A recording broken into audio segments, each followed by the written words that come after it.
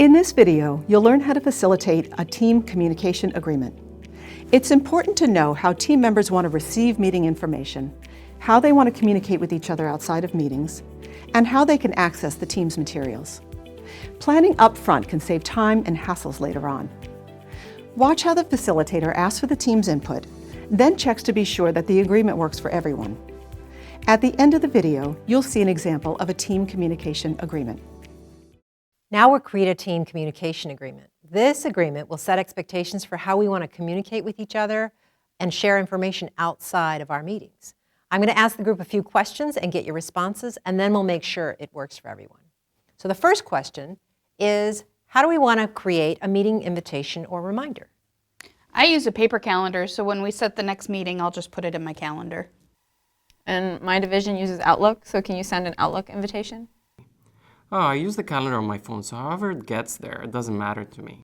How about if I create a calendar invitation for each of our meetings, and then I'll send out a reminder 48 hours in advance?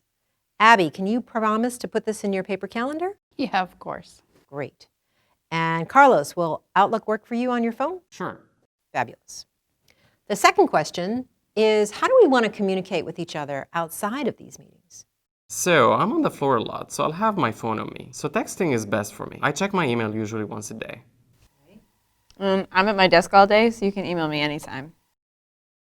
Email or text, but I prefer email.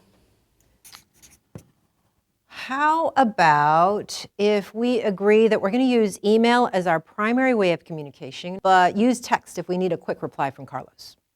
Yeah. Great. All right, so the last question. We're going to be generating a lot of materials throughout this project, and it would be much better if we don't have paper copies to keep track of everything. So what could we use? My division doesn't allow us to use Google products during the day, but we could get around that by using Dropbox.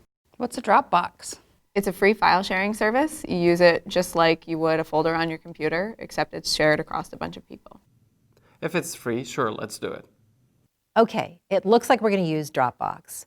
So how about if I set it up? And Betty, since you know how to use it, can you help Abby and Carlos to make sure there are no problems? Yeah, absolutely.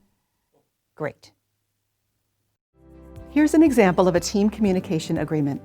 It's short and to the point. Taking time to plan for communication will help everyone have the information they need when they need it.